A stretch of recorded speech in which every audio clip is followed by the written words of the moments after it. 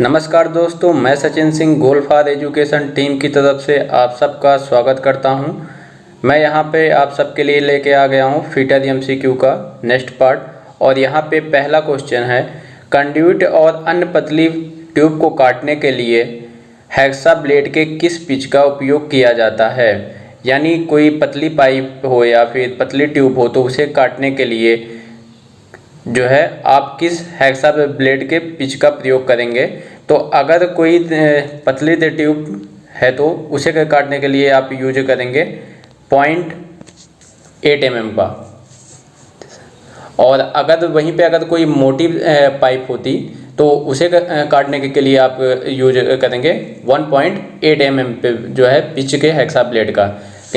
आप लोगों ने देखा होगा कि जैसे कोई लकड़ी का मोटा सा जो है गट्ठा होता है तो उसे काटने के लिए जो आप आदि प्रयोग करते हैं तो उसमें कुछ काफ़ी बड़े बड़े दांते होते हैं, कुछ इस तरीके के।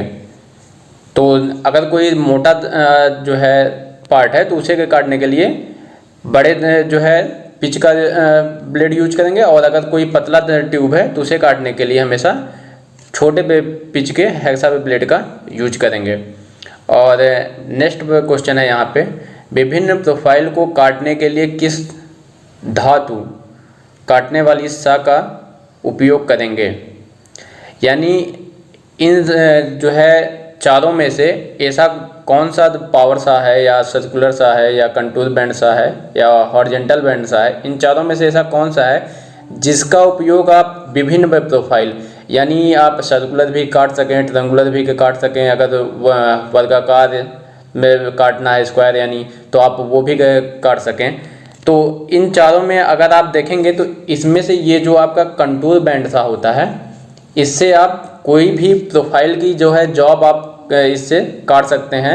और इसकी एक खासियत और होती है कि इससे आप चाहे स्टील काटें या एल्युमिनियम काटें या फिर रबर प्लास्टिक का आप कुछ भी काटने के लिए कंटूर बैंड सा का यूज कर सकते हैं।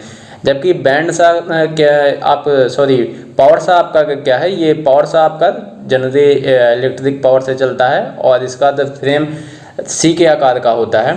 और आपका सर्कुलर सा क्या होता है कि इसका जो इस तरीके से होता है सर्कुलर सा, और इसमें यहाँ पे ऐसे दांते कटे होते हैं राउंड में, तो ये आपका होता है सर्कुलर सा। और हॉरिजॉन्टल बैंड सा क्या होता है, हॉरिजॉन्टल बैंड सा आपका उसमें ये सीधा उसमें ब्लेड लगाया जाता है, सीधी ब्लेड लगी होती है। और ये भी जो है इलेक्ट्रिक से ही चलाई जाती है। और इसका जो है प्रयोग आप जो है लगातार कर सकते हैं, जबकि और मशीनों का प्रयोग अगर लगातार आप जो है करेंगे तो उसमें कुछ पार्ट में ख़राब भी हो सकते हैं और उन्हें कुछ देर के लिए रेस्ट देना होता है। जबकि हॉरिजॉन्टल बैंड सा आप लगातार यूज कर सकते हैं, इसकी खासियत होती है। और यहाँ पे आपका 10वें नंबर में आप लोगों का आंसर था कंटूर बैंड सा, क्योंकि इससे आप सभी प्रोफाइल की आप जॉब काट सकते हैं।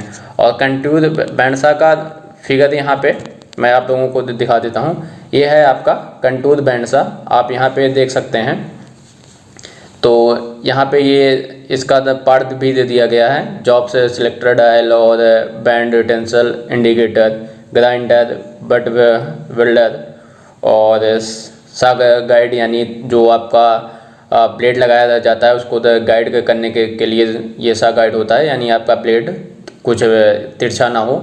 और टेबल लगी होती है जो कि मूव भी करती है।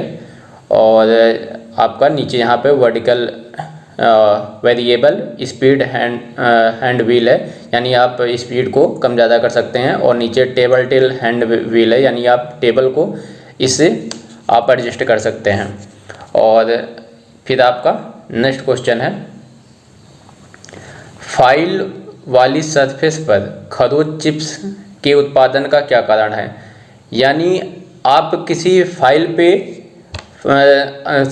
आप किसी सरफेस पे फाइलिंग कर रहे हैं, लेकिन जो है फाइलिंग करते वक्त उसमें से कुछ खरोंच जो है चिप्स निकलती है। जबकि आपका होता क्या है कि जब आप फाइलिंग करते हैं तो उसमें से बुरादा टाइप में आपका मटेरियल जो है निकलता है, लेकिन जब उसमें से आप फाइलिंग करते समय देखें कि खरोंच चिप्स निकल रहा है, तो वो एक किस प्रक्रिया के कारण होता है, तो वो होता है आपका पिनिंग के कारण।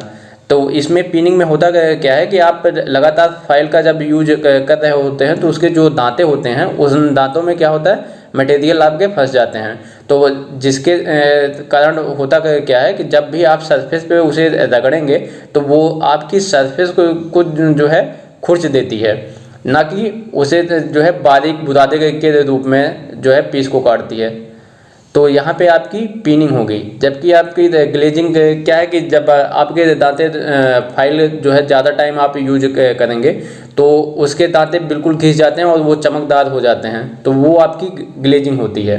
तो यहाँ पे इस तरीके से आपका इस क्वेश्चन का आंसर क्या होगा, पिनिंग। यानी जब आपके फाइल में उसमें दांतों में उसमें मटेरियल भर जाता है और फिर भी आप बिना जो है उसको साफ किए वायर ब्रश या कार्ड से आप उस फाइल का यूज कर रहे हैं, तो वो आपके जॉब को ख़राब कर देगी और उसमें आपके जॉब पे खरोंच जो है चिप्स बन जाएंगे। और फिर आपका नेक्स्ट क्वेश्चन है, इस छेनी का नाम बताइए। तो ये आपकी एक बार मैं और भी ये क्वेश्चन आपको करवा चुका हूँ। इस छेनी का जो है नाम आपका क्या होगा, तो यहाँ पे 4 ऑप्शन है, सपाट यानी फिर फ्लैट छेनी और वेब छेनी और क्रॉस कट छेनी और डायमंड पॉइंट छेनी। तो यहाँ पे ये कौन सी प्रक्रिया हो रही, यहाँ पे ये चैन ड्रिलिंग की गई है और चैन ड्रिलिंग करने के बाद जो यहाँ पे पार्ट बच जाता है थोड़ा बहुत, उसको आप वेब चीजल के द्वारा काट के क्या करते हैं, निकालते हैं। तो यहाँ पे इस छेनी का क्या नाम होगा, ये आपका वेब चीजल है।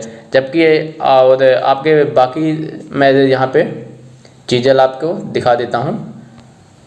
ये आपका चीजल है और यहाँ पे पार्ट इनके में मेंशन है, कटिंग एज और उसकी बॉडी और ब्लेड, और ये यहाँ पे क्या है आप यहाँ पे देख सकते हैं, ये उसका मशरूम हेड है। जबकि मशरूम हेड वाली चीजल का प्रयोग नहीं किया जाता, ये आप लोगों को पता होना चाहिए। जब भी मशरूम आ जाए चीजल पे तो उसे क्या करते हैं, ग्राइंडर से साफ कर देते हैं। और उसके बाद नीचे आप यहाँ पे देख सकते हैं, ये इसका कटिंग एंगल है, ये इसका कटिंग एज है, ये 4 एज होता है यहाँ पे, ये यहाँ पे स्टॉक होता है। तो ये आपके चीजल का जो है पार्ट हो गया। और नीचे आप टाइप्स देख सकते हैं, ये आपकी ऊपर देख सकते हैं, ये आपकी फ्लैट चीजल है, जबकि ये राउंड नोज चीजल है, ये आपकी क्रॉस कट चीजल है।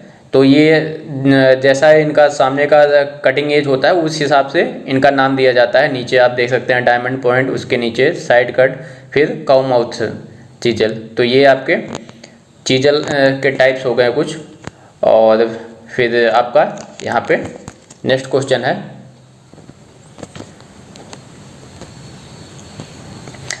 क्या हथौड़े के चेहरे पर थोड़ी उत्तलता दी जाती है? तो जो आपका हैमर होता है वो ऊपर से थोड़ा क्या होता है, उत्तल होता है, यानी थोड़ा सा ऊपर से कैसा रहेगा, उभरा हुआ रहता है आपका जो हैमर होता है। तो वही पूछ रहता है, क्यों हथौड़ा के चेहरे पर थोड़ी उत्तलता दी जाती है, यानी थोड़ा सा उसके फेस पर उभार क्यों दिया जाता है। इस क्वेश्चन का आंसर हो जाएगा आपका 103 नंबर में।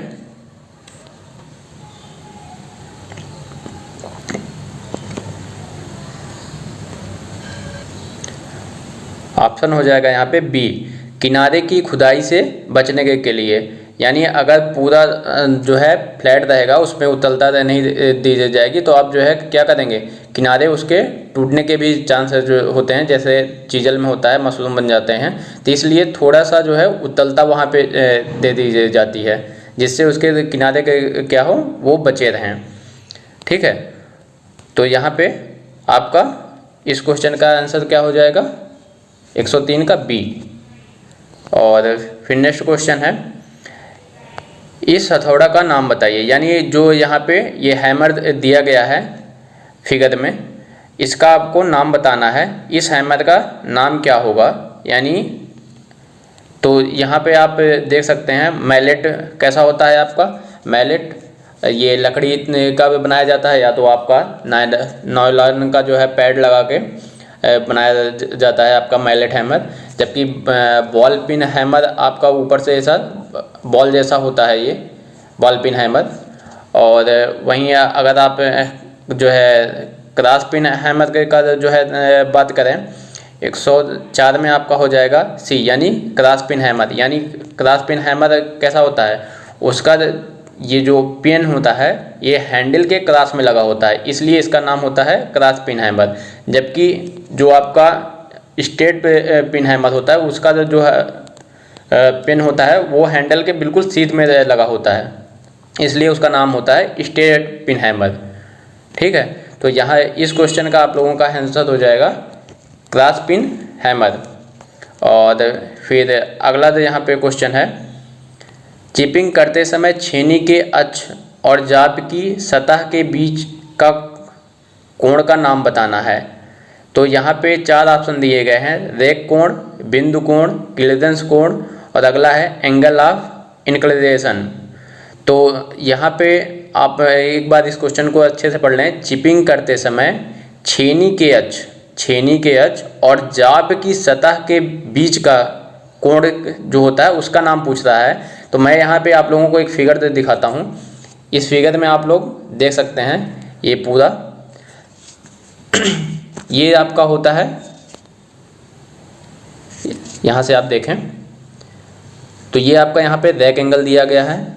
ये यहाँ से यहाँ तक आपका ये आपका पॉइंट एंगल हो गया है, और यहाँ से आपका यहाँ तक आपका ये क्लीवेंस एंगल हो गया है। और जो क्वेश्चन में आपका बात हो रहा है वो इस एंगल की बात हो रही है, ये एंगल आपका पूछ रहा है। तो यहाँ पे क्या दिया गया है, एंगल ऑफ इंक्रीज। तो इस क्वेश्चन का आपका आंसर क्या हो जाएगा, यहाँ पे आप लोग देख सकते हैं एंगल ऑफ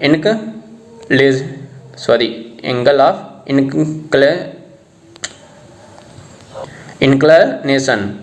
तो इस क्वेश्चन का आपका आंसर कौन सा होगा, 105 का डी। 106 नंबर क्वेश्चन है, धातु की वह प्रॉपर्टी क्या है जो टूटने से पहले कोई अस्थायी विकृति की अनुमति नहीं देता। यानी बिना टूटे या तो वो टूट जाए और जब तक टूटेगा नहीं उसमें कोई अस्थायी विकृति नहीं आती। तो 106 नंबर क्वेश्चन के आप जो है देख सकते हैं, पहला है टेंसिटी, दूसरा है हार्डनेस और तीसरा ऑप्शन आपका क्या है, तीसरा आपका भंगुरता और चौथा ऑप्शन है आपका टफनेस।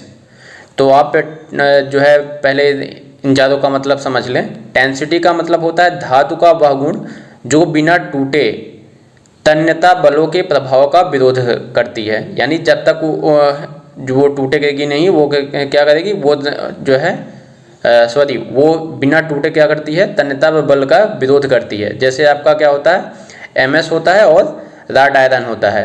और जबकि जो है हार्डनेस क्या होता है, ये आपका खरोंच या घर्षण का विरोध जो है करता है या गुण। और इसी के गुण के कारण एक पार्ट जो है दूसरे पार्ट को काटता भी है। यानी हार्डनेस वह गुण है जो दूसरे पार्ट को खरोंचने या काटने की क्षमता रखता है, ये आपकी हार्डनेस होती है। जबकि भंगुरता यानी ब्रिटलनेस आपका क्या होता है, कास्ट आयरन ज़्यादातर होता है इस तरीके का। और यह वह गुण होता है जब या तो वो टूट जाएगा और टूटने से पहले उसमें कोई अस्थायी विकृति आपकी नहीं आने देता, या तो वो टूटेगा और जब तक टूटेगा नहीं उसमें कोई जो है अस्थायी रूप से विकृति इसमें नहीं आती। तो इस क्वेश्चन का आपका आंसर होगा ये भंगुरता। और जबकि लास्ट ऑप्शन है यहाँ पे जो है टफनेस। तो टफनेस किसी धातु का वह गुण होता है जो आघात या प्रभाव को आसानी से सह सके। यानी जब आप उस पर हैमरिंग वगैरह कुछ भी करें तो उस प्रभाव को वो आसानी से सह सके। तो ये किस धातुओं में गुण होता है, ये होता है आपका रॉड आयरन यानी कच्चा लोहा, ज़्यादातर इस तरीके का होता है। यहाँ पे नेक्स्ट क्वेश्चन है, गहराई माइक्रोमीटर में यक्ष के रूप में चिन्हित भाग का नाम बताइए। यानी यक्स के रूप में यहाँ पे इस जो है डेप्थ माइक्रोमीटर में जो दिखाया जा रहा है इसका नाम पूछा जा रहा है। तो इस डेप्थ माइक्रोमीटर में ये जो यक्स के रूप में दर्शाया जा रहा है इस पार्ट का नाम क्या होगा, ये आपका लॉक होता है। ठीक है, इस क्वेश्चन का आंसर क्या हो जाएगा, ये आपका लॉक है, ये आपका यहाँ पे स्पेंडल है, ये आपका बेस होता है, ये आपका थिम्बल होता है, यहाँ पे आपका बैरल होता है, ये ऊपर आपका यहाँ पे क्या होता है, ये आपका रैचेट होता है, रैचेट स्टॉप। ठीक है, और फिर आपका नेक्स्ट क्वेश्चन है, क्यों हैंड टैप लीड पर चैम्फर किए जाते हैं। यानी हैंड टैप क्या होता है, वो चूड़ी काटने के लिए प्रयोग किया जाता है। इस तरीके की उसकी भी बनावट होती है हैंड टैप की, और यहाँ पे नीचे ये चैम्फर किए होते हैं थोड़े से, तो उसके बारे में यहाँ पे पूछ रहा है इस क्वेश्चन में कि वो नीचे से चैम्फर्ड क्यों किए जाते हैं। तो ये चैम्फर्ड इसलिए किए जाते हैं कि होल के अंदर ये आसानी से क्या हो प्रवेश कर सकें और जो है उसमें भीतरी जो है चूड़ियाँ आसानी से काटी जा सकें। तो इस क्वेश्चन का आपका आंसर क्या हो जाएगा, अलिंगनिंग के लिए। ठीक है, अलिंगनिंग के लिए क्या किया जाता है, आपका हैंड टैप जो है नीचे से यानी लीड पे थोड़ा सा चैम्फर्ड किया जाता है। ठीक, और फिर आपका नेक्स्ट यहाँ पे क्वेश्चन है, इस ड्रिल मशीन का नाम क्या है।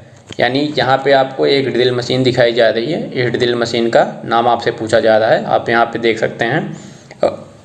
और यहाँ पे 4 ऑप्शन है आपका, pillar drilling machine, gang drilling machine, bench drilling machine या रेडियल ड्रिल मशीन। आप यहाँ पे देख सकते हैं ये यहाँ पे लंबा सा पिलर लगा हुआ है, तो ये सिंपल सा आपका क्या हो जाएगा, ये पहला ऑप्शन हो जाएगा यहाँ पे आपका पिलर ड्रिलिंग मशीन। यानी ये किस तरीके की ड्रिल मशीन है, पिलर ड्रिलिंग मशीन। जबकि आपकी गैंग ड्रिल मशीन क्या होती है, कई सेंसिटिव ड्रिल मशीन को इकट्ठा करके गैंग ड्रिल मशीन बनाई जाती है। जबकि बेंच ड्रिल मशीन ये आपका बेंच पे रख के यूज किया जाता है। और रेडियल ड्रिल मशीन क्या होता है, इसका एक बड़ा सा आर्म होता है जो कि जो है 180 डिग्री पे मूव होता रहता है, इसलिए भी इसका नाम रेडियल ड्रिल मशीन रखा जाता है। और फिर यहाँ पे नेक्स्ट क्वेश्चन है, इस बाहरी यानी आउटसाइड माइक्रोमीटर की रीडिंग बताना है। तो यहाँ पे आप ध्यान देंगे, यहाँ पे ये लिखा हुआ है साफ साफ ये किस टाइप का माइक्रोमीटर है, ये ब्रिटिश टाइप का है। और यहाँ पे एक चीज़ मेंशन नहीं किया गया है कि ये कितने इंच से है, इंच का यहाँ पे देना है, 0 से 1 इंच का है ये, या फिर 1 से 2 इंच का है। यानी इसका रेंज क्या है इस माइक्रोमीटर का यहाँ पे नहीं दिया गया है। और जब रेंज ना दिया हो तो हम इसको क्या मान लेते हैं कि ये 0 से 1 जो है इंच रेंज का ये माइक्रोमीटर है। तो माइक्रोमीटर में जो ब्रिटिश टाइप का होता है वहाँ क्या करते हैं, 1 इंच को 10 बराबर भागों में बांटते हैं। तो ये 0 है, ये 1 2 3, तो 10 बराबर भागों में बांटते हैं। तो यहाँ पे 3 नहीं दिख रहा है, तो जब 1 इंच को 3 बराबर भागों में 10 बराबर भागों में बांटेंगे तो एक भाग का मान कितना हो जाएगा 0.1, दूसरे का 0.02। तो इस तरीके से ये 3 तक दिख रहा है, तो 3 तक दिख रहा है तो इसको हम क्या मान लेंगे 0.3। और नीचे यहाँ पे सब डिवीज़न जो है कितने ओपन है, यहाँ पे सब डिवीज़न आपके 2 ओपन है। और एक सब डिवीज़न का मान कितना होता है, वो होता है 0.025। ठीक, तो यहाँ पे 2 ओपन है, तो 2 ओपन है तो 0.025 में आप 2 से जो है मल्टीप्लाई करेंगे तो ये आपका हो जाएगा 2 पंचे 10 और 2 दूनी 4 1 5 और ये आपका आ जाएगा 0, यानी 0.050 ये आपका सब डिवीज़न का मान हो जाएगा। और फिर आप यहाँ पे देखेंगे कि आपका डेटम लाइन यहाँ पे थिम्बल पे किससे में मैच हो रहा है, तो 7 8 और उसके ऊपर 9, तो यानी 9वां खाना इसका मैच हो रहा है। और ब्रिटिश माइक्रोमीटर का लिस्ट काउंट कितना होता है, ब्रिटिश माइक्रोमीटर लिस्ट काउंट का होता है 0.001 ठीक इंच, ये इसका लिस्ट काउंट होता है। और 9 खाने यहाँ पे खुले हैं तो 9 से आप मल्टीप्लाई कर देंगे, 9 कम 9 9 0, ये 0.009 आ जाएगा। और आप यहाँ पे फिर इसको क्या करेंगे, इन तीनों को जोड़ देंगे। ठीक, तो जोड़ने पे ये आपका 9 आ जाएगा, ये आपका 5, ये आपका 3.8 आ जाएगा। फिर ये इसका आंसर क्या हो जाएगा 0.359। ठीक है, तो यहाँ पे इस क्वेश्चन का आंसर क्या होगा सी।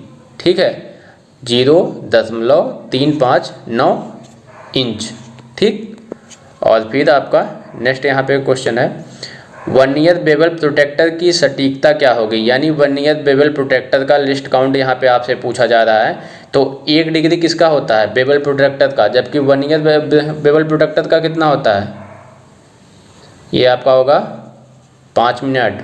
ठीक है, 111 में आपका कितना होगा 5 मिनट। यानी बेवल प्रोटेक्टर से आप कितना नापते हैं 1 डिग्री। 1 डिग्री में जो है कितना मिनट आपका होता है 60 मिनट।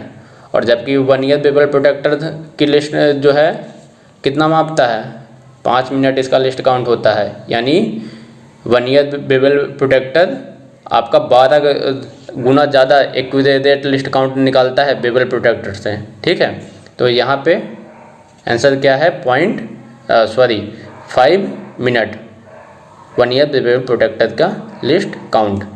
ठीक, और फिर अगला यहाँ पे क्वेश्चन है इस वर्नियर कैलिपर की रीडिंग क्या है। यानी यहाँ पे एक फिगर दिया गया है वर्नियर कैलिपर का, यहाँ पे ये आप देख सकते हैं, इसकी यहाँ पे रीडिंग पूछी जा रही है।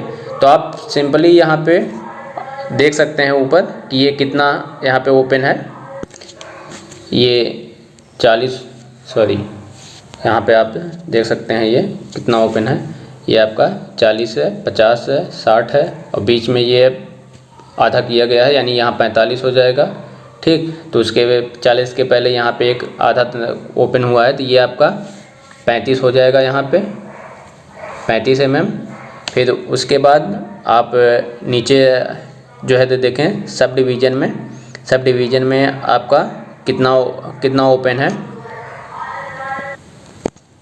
यहाँ पे आप देख सकते हैं ये 25वां खाना इसका मैच हो रहा है, तो यानी 25 खाने ओपन हैं। और वर्नियर कैलिपर का लिस्ट काउंट कितना होता है 0.02 होता है यहाँ पे। तो जब आप इसका मल्टीपल अप्लाई करेंगे तो ये आ जाएगा 0.50। ठीक, और जब आप इन दोनों को आप जोड़ देंगे तो ये आ जाएगा 35.5। ठीक, कितना आएगा 35.50। तो यहाँ पे आपका आंसर क्या हो जाएगा 35.50 mm यहाँ पे रीडिंग दिखाई जा रही है। ठीक, 113 नंबर यहाँ पे क्वेश्चन है क्यों सतह प्लेटों तनाव मुक्त अच्छी कास्ट आयरन से बनाई जाती हैं। यानी सतह प्लेट क्या है, यानी सरफेस प्लेट जिस पे आप रख के जाप पे क्या करते हैं मार्किंग करते हैं। तो उसके बारे में यहाँ पर पूछा जा रहा है क्यों वो तनाव मुक्त यानी स्ट्रेस मुक्त अच्छी कास्ट आयरन की बनाई जाती हैं। तो इस क्वेश्चन का आंसर क्या होगा 113 नंबर का। 113 नंबर का आपका सी होगा, यानी विकृति को रोकने के लिए, यानी उस पर क्या हो अगर बारिश हो धूप हो, ठीक है, जंग वगैरह का जो है मैटर उस पर ना हो, ना तो जंग लगे ना तो उसमें कोई और किसी तरीके की विकृति आए, और उस पर ही आप जो है क्या करते हैं रख के मार्किंग करते हैं। अगर उसमें थोड़ा सा भी अगर फॉल्ट आता है तो आपका जॉब पूरा बेकार हो जाएगा, क्योंकि आप उसी को जो है बेस मान के आप क्या करते हैं मार्किंग करते हैं अपने जॉब पे। ठीक, तो इस क्वेश्चन का आपका आंसर क्या होगा विकृति को रोकने के लिए। आपके ये अच्छी कास्ट आयरन के बनाए जाते हैं, ग्रेनाइट के भी बनाए जाते हैं, यानी ज़्यादातर ऐसे मटेरियल यूज किए जाते हैं जिनमें क्या हो धूप का या फिर बारिश यानी मौसम का ज़्यादा प्रभाव ना पड़ता हो। इस तरीके के आपका मटेरियल यूज करके सरफेस प्लेट बनाए जाते हैं। जबकि आपका यहाँ पे नेक्स्ट क्वेश्चन है एडजस्टेबल पैरेलल ब्लॉक का मुख्य लाभ, यानी समायोज्य समांतर ब्लॉक जो होते हैं उसका मुख्य लाभ क्या है। तो समानांतर जो है आप इसका पहले फिगर देख लें। ठीक है, ये आपका क्या होता है, ये एडजस्टेबल पैरेलल ब्लॉक होता है। ये क्या होता है, ये आगे पीछे यहाँ से पूरा ये मूव होता रहता है। ठीक, तो ये पूरा मूवेबल होता है यहाँ पे। तो इस क्वेश्चन का आंसर क्या होगा 114 नंबर का। 114 नंबर का आपका डी होता है क्या, विभिन्न ऊंचाई निर्धारित करने के लिए।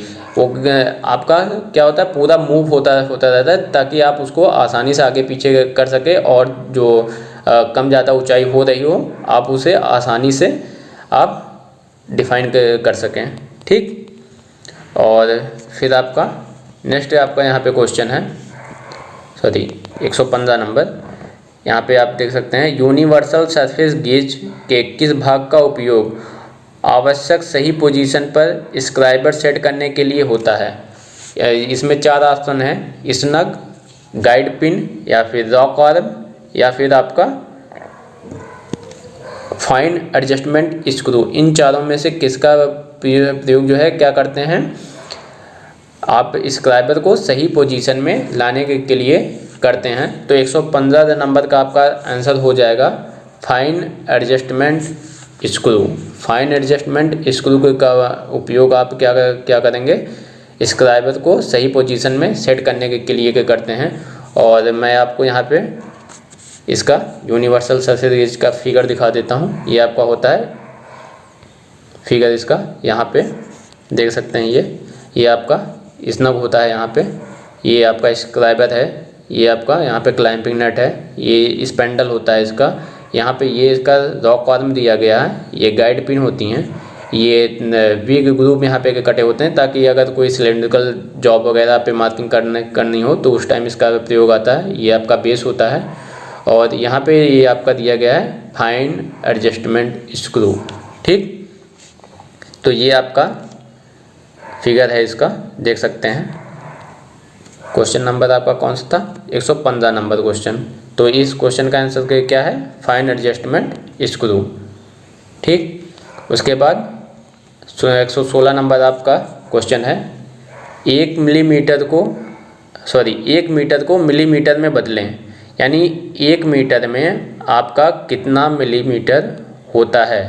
तो ये सबको पता होगा कि 1 मीटर में आपका होता कि कितना है, यहाँ पे 1 मीटर में 100 आपका सेंटीमीटर। ठीक। और 1 सेंटीमीटर में आपका कितना होता है, 10 मिलीमीटर। ठीक। तो एक मीटर बराबर 100 सेंटीमीटर, और 1 सेंटीमीटर बराबर 10 मिलीमीटर। यानी 1 सेंटीमीटर में जब 10 मिलीमीटर हैं तो 100 सेंटीमीटर में कितने मिलीमीटर होंगे, 100 सेंटीमीटर में, यानी 100 गुणे 10 कर देंगे। तो जब आप इसका मल्टीप्लाई करेंगे तो कितना आएगा, ये आपका यहाँ पे 1000 mm आएगा। ठीक है।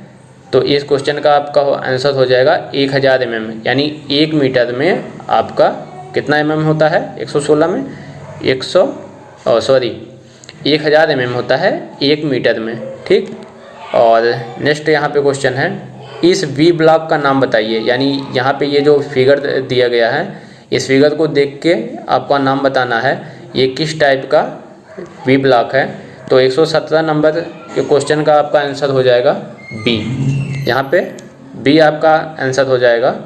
और इसमें किस टाइप का है, ये single level single groove V block है आपका। ठीक। और फिर अगला क्वेश्चन यहाँ पे दिया गया है, देख सकते हैं आप। अगला क्वेश्चन है आपका, संयोजन सेट यानी कॉम्बिनेशन सेट में यक्स के रूप से चिन्हित भाग का नाम बताइए। तो यहाँ पे ये यक्स के द्वारा जो यहाँ पे मेंशन किया जा रहा है, इस पार्ट का आपको नाम बताना है। 4 ऑप्शन है आपके पास, रूल, स्क्राइबर, क्लैंप नट या स्प्लिट लेबल। इन चारों में से क्या है।